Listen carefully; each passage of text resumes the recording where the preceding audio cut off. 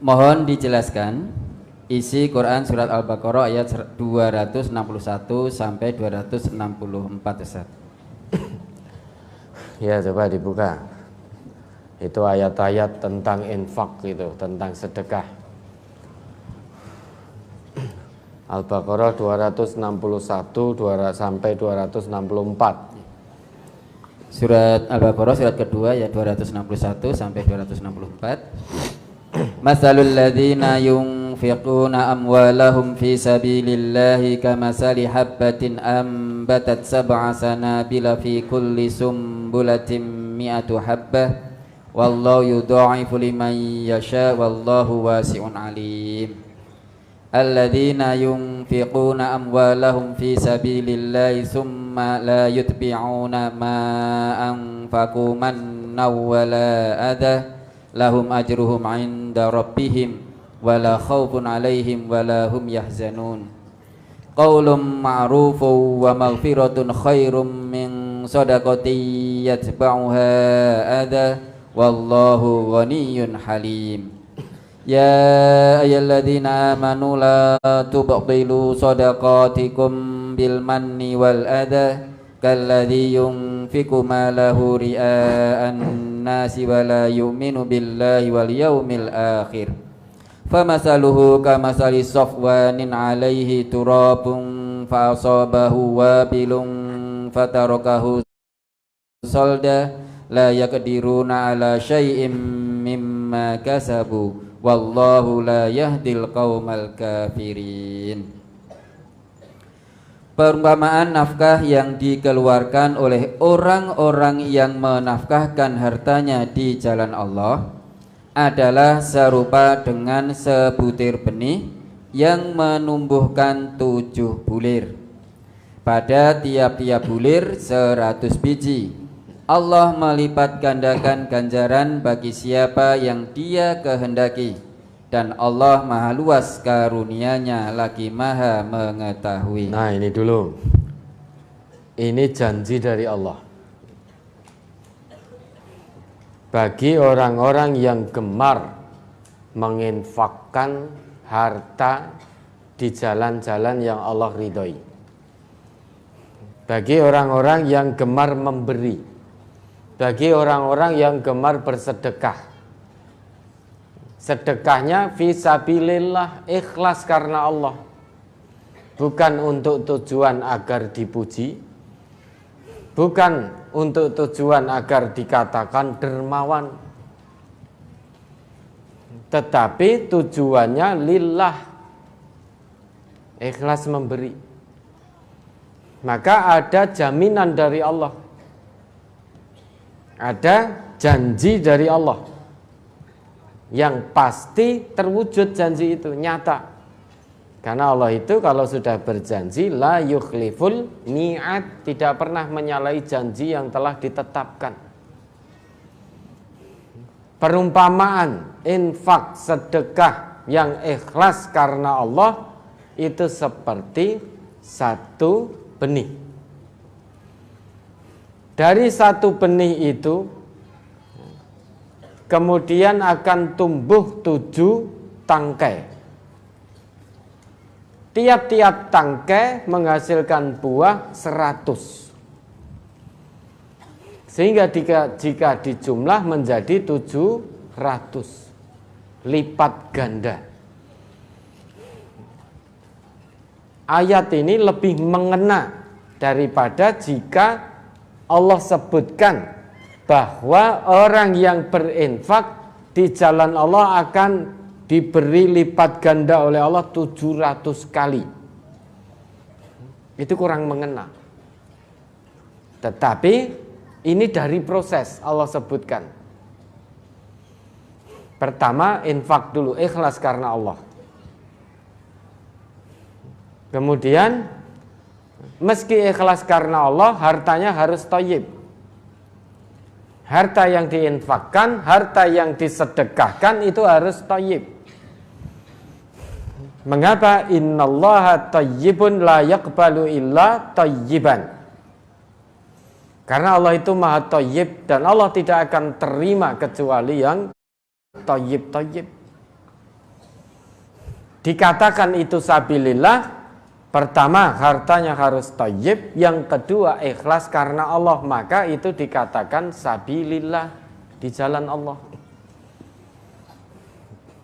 Meski infak itu, pemberian itu dia berikan untuk membangun masjid, tetapi hasil korupsi, maka dia tidak akan mendapatkan pahala kebaikan di sisi Allah. Karena hartanya tidak thayyib. Meski untuk bangun masjid, meski untuk bangun pesantren, tapi uangnya hasil korupsi, maka tidak akan mendapatkan kebaikan di hadapan Allah. Tidak dikatakan sabilillah. Maka ini proses. Dengan redaksi yang Allah sebutkan, ini lebih mengena di hati kita. Ada prosesnya. Kemudian kalau sedekah atau infak atau pemberian itu sudah ikhlas karena Allah, hartanya thayyib, itu dilaksanakan oleh Allah, dipermisalkan oleh Allah seperti satu benih, satu biji. Maka kita akan memahami prosesnya, satu biji. Dari hal yang kelihatannya sepele, kelihatannya ringan, biji itu, kelihatannya tidak ada nilainya,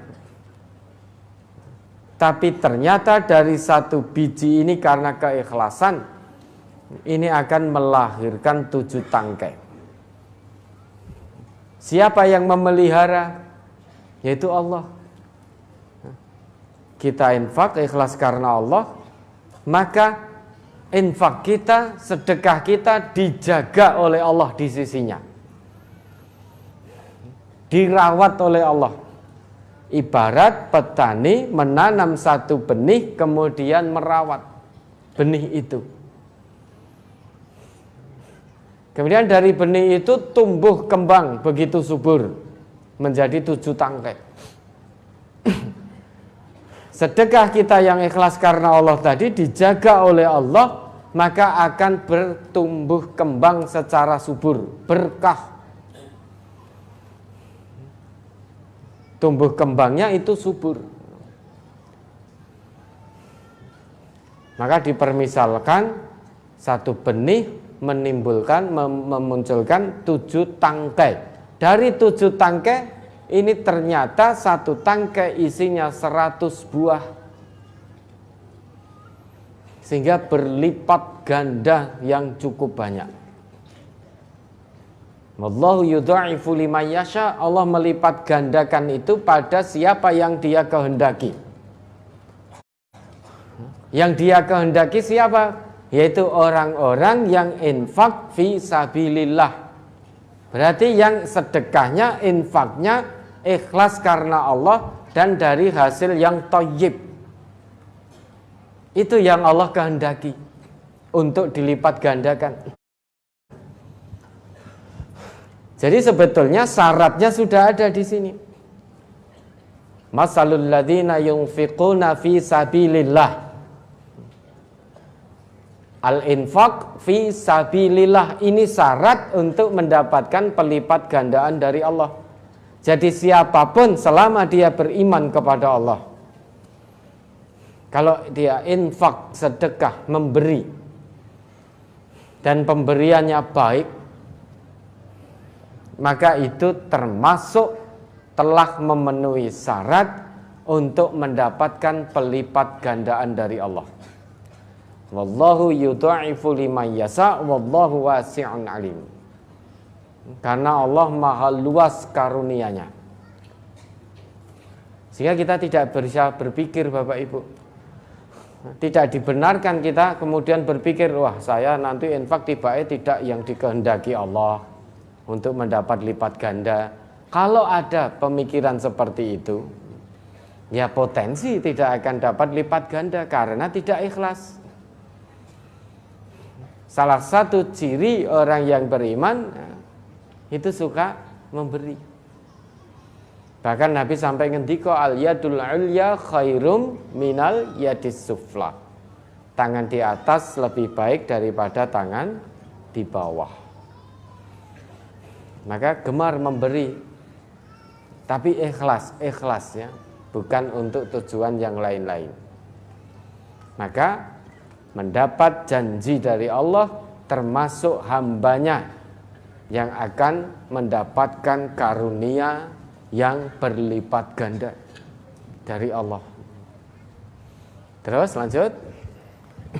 Orang-orang yang menafkahkan hartanya di jalan Allah, kemudian mereka tidak mengiringi apa yang dinafkahkannya itu dengan menyebut-nyebut pemberiannya dan dengan tidak menyakiti perasaan si penerima, mereka memperoleh pahala di sisi Tuhan mereka. Tidak ada kekhawatiran terhadap mereka dan tidak pula mereka bersedih hati. Ini syarat berikutnya untuk diterima infaknya di sisi Allah. Apa syarat berikutnya? Alladzina yunfiquna amwalahum fi sabilillahi tsumma la yutbi'una ma anfaqu mannaw wala adha.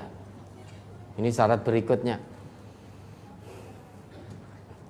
Pertama, dia memberi sudah ikhlas karena Allah.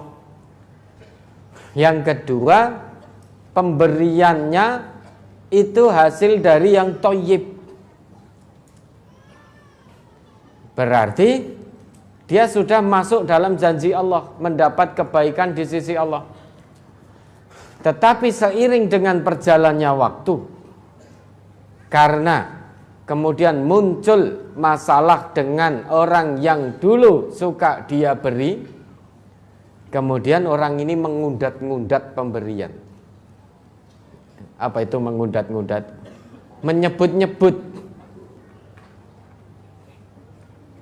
Misalkan begini, yo ora ngelingi dhisik lho, nek ra tak kei ora iso mangan. Waktu keluwen, waktu kena Covid kae. Umpama ra tak tulungi, kalau tidak saya tolong, tidak saya kirim bahan makanan, wis mbuh cik urip apa wis meninggal. Ngono kok ora ngerti matur nuwun. Kowe kelingan apa ora? Ingat ndak dulu pernah saya beri ini itu. Padahal pemberian itu sudah 5 tahun yang lalu, 3 tahun yang lalu. Dia memberi tapi masih ingat terus apa yang diberikan.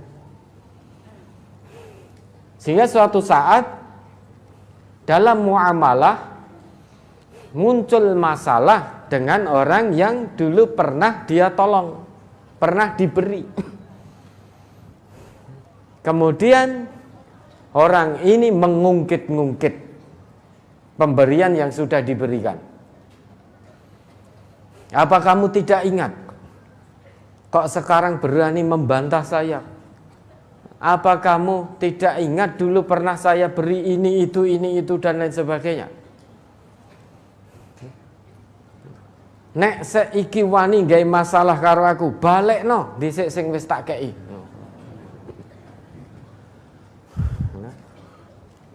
Kalau itu kita lakukan, pahala kebaikan yang awalnya ikhlas tadi hapus semuanya sudah. Saat kita mengungkit pemberian. Orang Islam yang ikhlas itu tangan kanan memberi seolah-olah tangan kiri tidak mengetahui. Ini mengandung pelajaran ibrah. Kalau sudah memberi sudah. Misalkan ini ya, yang ada dalam tangan saya ini, saya berikan jenengan terima apa yang sudah lepas dari tangan saya berikan ikhlas karena Allah pada seseorang, saya sudah lupa. Karena sudah lepas dari tangan saya. Milkiyahnya sudah berpindah. Kepemilikannya sudah berpindah. Yang awalnya milik saya menjadi milik saudara saya. Karena sudah saya berikan. Maka kalau memang ikhlas karena Allah, apa yang sudah terlepas dari kita untuk kita berikan ikhlas karena Allah pada orang lain, sudah lupakan saat itu juga. Sehingga seolah-olah tangan kirinya tidak tahu. Karena kalau sampai tahu terus masih kita ingat, ini menjadi penyebab. Nanti kalau timbul masalah kita akan ungkit.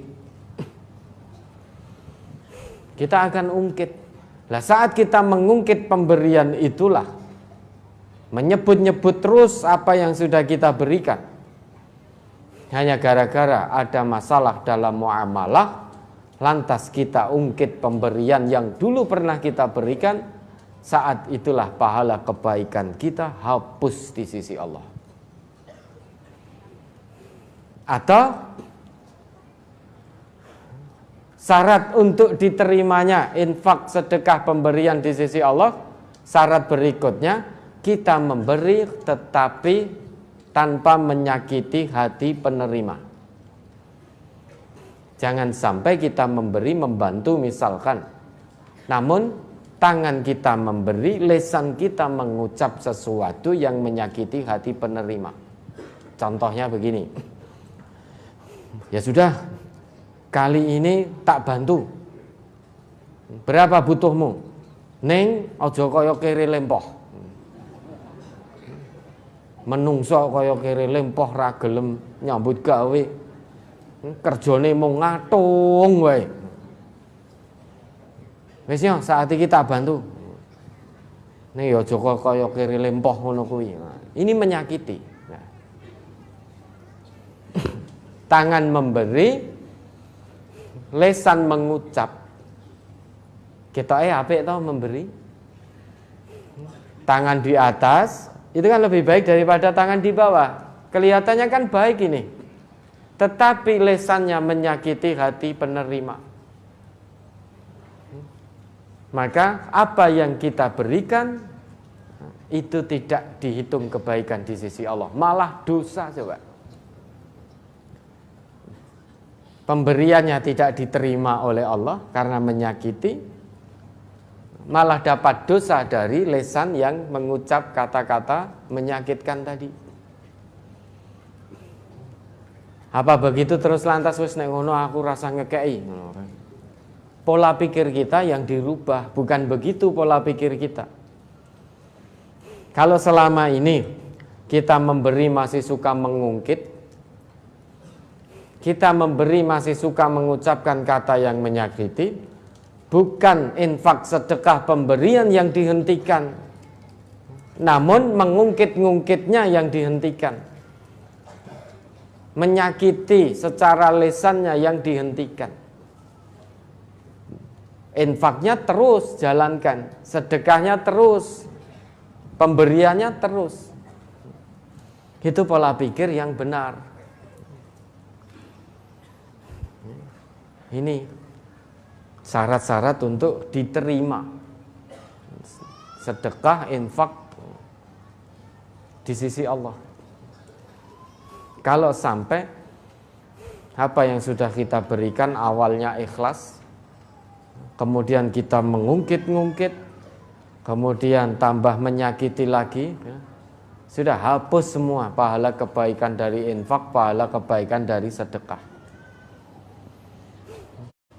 Infak harus dilakukan ikhlas karena Allah, hartanya thayyib, tidak mengungkit-ungkit pemberian, tidak menyakiti hati si penerima. Kalau itu dilakukan, maka janji dari Allah, lahum ajruhum inda rabbihim wala khaufun alaihim wala hum yahzanun. Bagi mereka pahala di sisi Allah, kebaikan dunia akhirat. Kebaikan dunia akhirat. Di dunianya dia tidak khawatir, tidak khawatir miskin, tidak khawatir melarat, tidak khawatir bangkrut, tidak khawatir di PHK karena infak sedekah memberi yang sabilillah. Jika dia memberi sudah lupa saat itu juga. Hatinya penuh dengan ketenangan. Tidak ada was-was. Kingko aku ngekei, engkau sesuk reso mangan. Nah, berarti belum ikhlas itu. Banyak Bapak dan Ibu ya, banyak saudara-saudara kita dalam setiap harinya Allah takdirkan, Allah hanya titipkan misalkan hanya 100.000. Namun banyak di antara saudara-saudara kita yang 50.000-nya disedekahkan. Karena dia merasa cukup, qanaah untuk kebutuhan diri dan keluarganya hanya 50.000 itu setiap hari. Dia merasa cukup. 50.000-nya dia merasa ini sisa. Karena ini sisa, kebutuhan saya dan keluarga hanya 50.000, yang 50.000 sisa, maka dia masukkan ke kotak infak. Mungkin di masjid, mungkin pondok pesantren, mungkin untuk membantu orang lain. Tapi ada pula orang yang Allah titipkan setiap hari penghasilan mungkin 10 juta karena berbisnis. Mungkin dia Allah titipkan uang 100 juta. Namun ketika sedekah infak ya mung 50.000, padha karo sing 100.000 tadi. Bagi yang 100.000 tadi, untuk sedekah 50.000, 50%-nya itu sesuatu sekali. 50% dari hartanya. Bagi yang punya 100 juta, infak sedekahnya hanya 50.000, 100.000, itu tidak ngefek terhadap 100 jutanya. Ini kira-kira kaya yang mana? Kaya yang punya 100.000 atau yang punya 100 juta?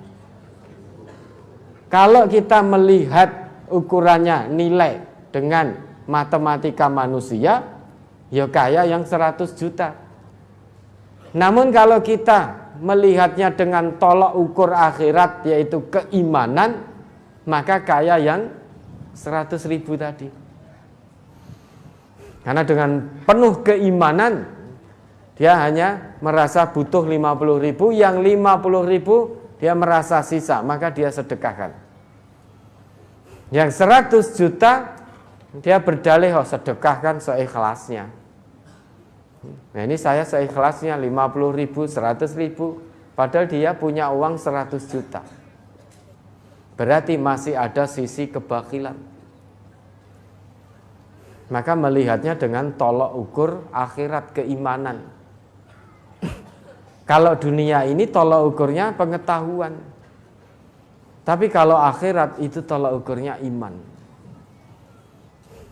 Maka kalau kita melihat dengan keimanan, lebih kaya yang 100.000 disedekahkan 50.000 tadi. Daripada yang punya 100 juta, sedekahnya juga 50.000. Dia tidak ngefek pada uang 100 jutanya. Nah, makanya ya, orang yang betul-betul ikhlas dalam sedekah, dia tidak takut melarat. Dia tidak takut miskin. Dia tidak takut kekurangan. Karena yakin betul Allah itu Ar-Razzaq. Yakin betul bahwa Allah berjanji, wa ma anfaqtum min syai'in fahuwa yukhlifuh. Apa yang kita sedekahkan ikhlas karena Allah, pasti akan Allah lipat gandakan. Pasti akan Allah ganti, baik zat maupun berkahnya. Nominal sedikit tidak masalah, yang penting full berkah. Daripada nominalnya besar jumlahnya, namun berkahnya dari Allah nol. Pilih mana? Nominal sedikit, full berkah dari Allah, atau punya uang miliaran tapi nol berkah dari Allah. Koruptor itu uangnya triliunan miliaran itu, tapi tidak ada berkah dari Allah. Karena hasil garong itu.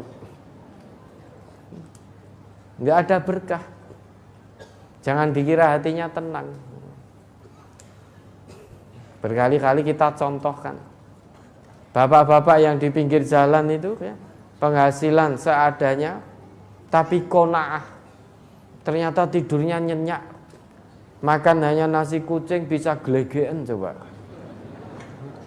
Bisa glegeen, habis itu molet begini, habis itu sari. Yang korupsi triliunan, miliaran, makannya bisa beli apa saja. susah tidur, hati tidak tenang, dan lain sebagainya, dan lain sebagainya. Bapak yang di pinggir jalan itu tidur di emperan toko, tidak ada kasur, tidak ada selimut, apalagi AC. Tidur di jalan, alas koran, makannya hanya nasi kucing, tetapi nyenyak sekali sarinya.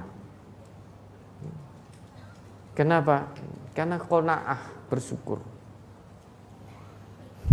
Maka kalau sedekah, infak sudah, kita memberi sesuatu, kalau sudah kita berikan sudah, jangan diingat-ingat lagi. Ikhlas karena Allah. Terus, perkataan yang baik dan pemberian maaf lebih baik dari sedekah yang diiringi dengan sesuatu yang menyakitkan perasaan si penerima. Allah Maha Kaya lagi Maha Penyantun. Allah itu Maha Penyantun. Allah yang memberi kita semua saja, tidak ada satupun kalimat dari Allah yang menyakiti kita. Padahal yang paling berhak itu Allah. Semuanya Allah kasih untuk kita.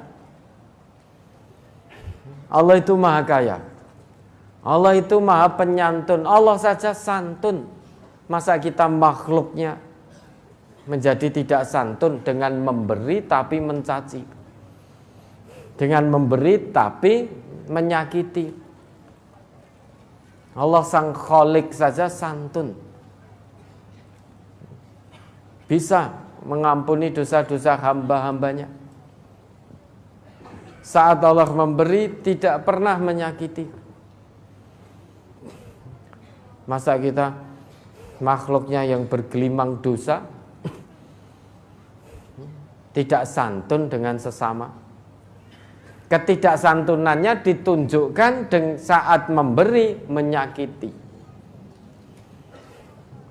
Maka perkataan yang baik, qaulun ma'rufun wa maghfirah, dan menjadi pemaaf, itu lebih baik daripada kita sedekah namun menyakiti. Jangan pernah lantas berpikir bahwa aku rungi soh nek ngekei ora tanpa muni nglarani kok. Mudah kalau begitu saya tidak memberi dulu sampai saya ikhlas. Kalau itu pola pikir kita, selamanya gak akan bisa ikhlas. Bukan memberinya, sedekah infaknya yang dihentikan, tapi lesannya ditutup. Susah sepiro toh? Hanya untuk menutup lesan saja. Menutup mulut itu susahnya seberapa? Sudah ditutup, ketika memberi tutup.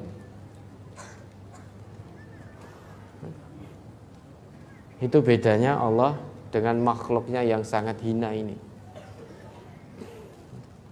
Maka hentikan pemberian yang menyakiti. Bukan pemberiannya yang dihentikan, tapi lesannya dirubah.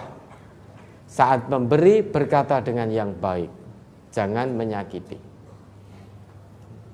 Terus, hai orang-orang beriman, janganlah kamu menghilangkan pahala sedekahmu dengan menyebut-nyebutnya dan menyakiti perasaan si penerima, seperti orang yang menafkahkan hartanya karena riya kepada manusia, dan dia tidak beriman kepada Allah dan hari kemudian.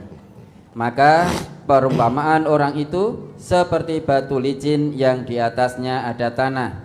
Kemudian batu itu ditimpa hujan lebat, lalu menjadilah dia bersih, tidak bertanah. Mereka tidak menguasai sesuatu pun dari apa yang mereka usahakan, dan Allah tidak memberi petunjuk kepada orang-orang yang kafir.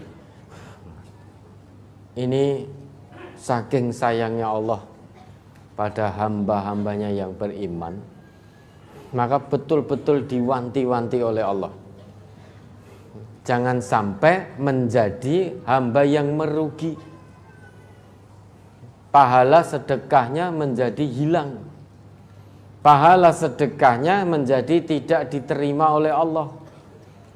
Maka di ayat 264 Allah sapa hambanya yang beriman.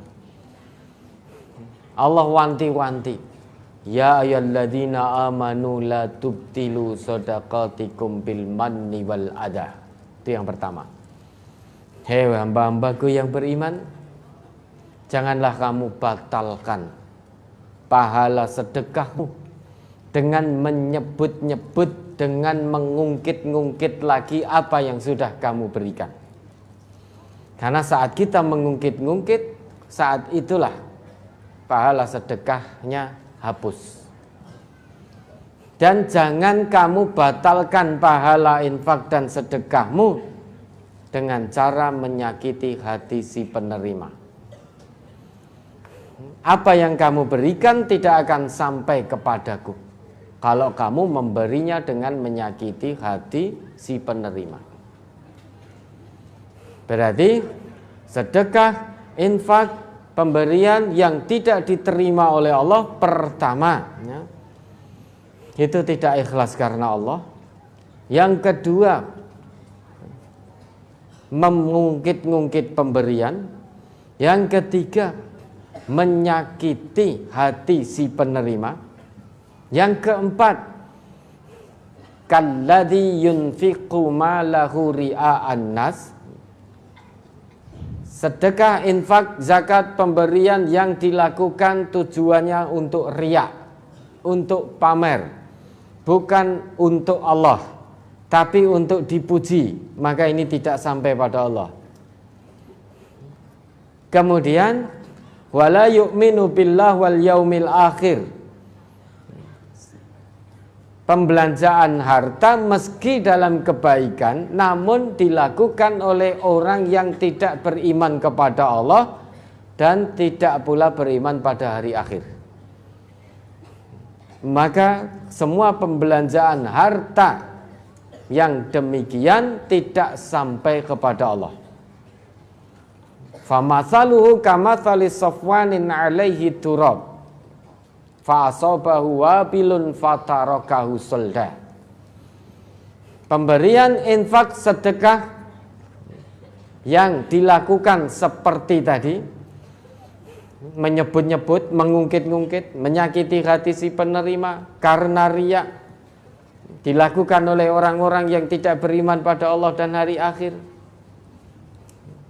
Itu perumpamaannya seperti batu licin yang di atasnya ada debu di atas batu itu. Kemudian tiba-tiba turun hujan yang sangat lebat, wabilun.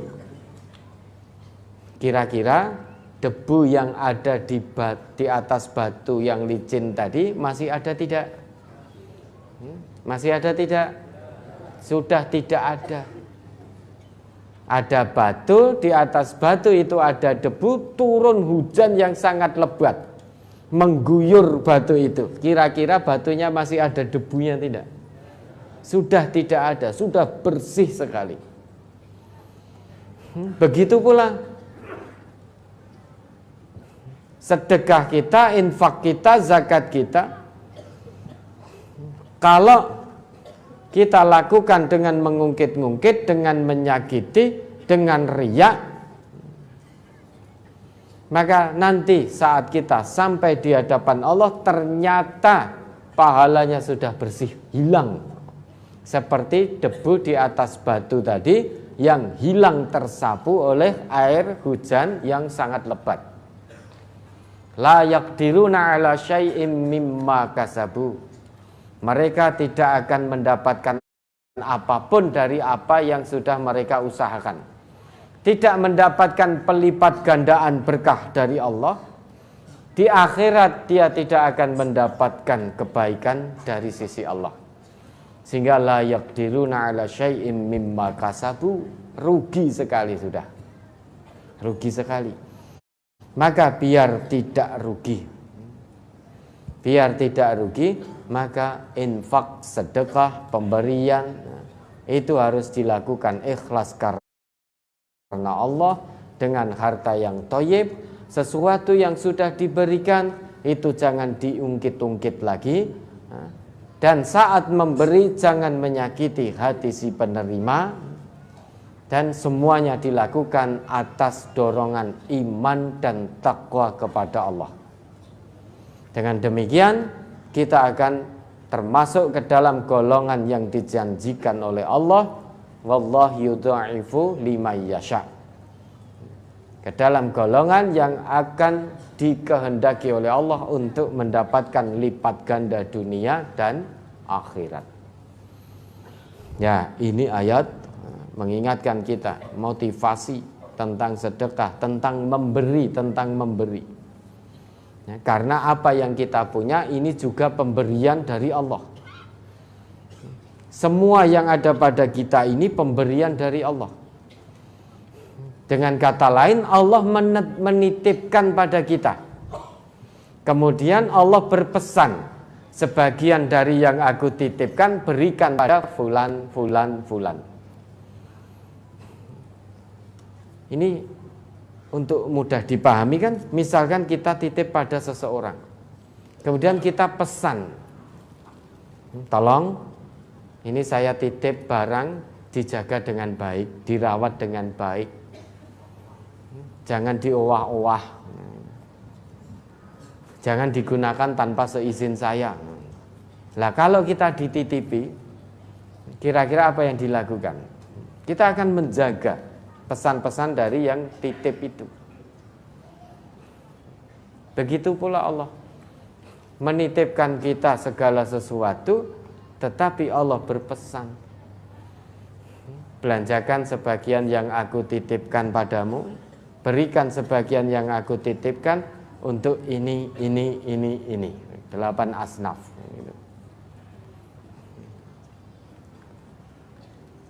Untuk ini membantu sesama, untuk ta'awun, untuk sabilillah, untuk membangun masjid, untuk bangun rumah sakit, untuk bangun dan lain sebagainya. Untuk bantu fakir miskin. Itu pesan-pesan dari Allah. Maka kita yang dititipi ini kewajiban kita menjalankan semaksimalnya, sebaik-baiknya pesan dari Allah. Ya, mudah-mudahan bisa dipahami. Ada lagi?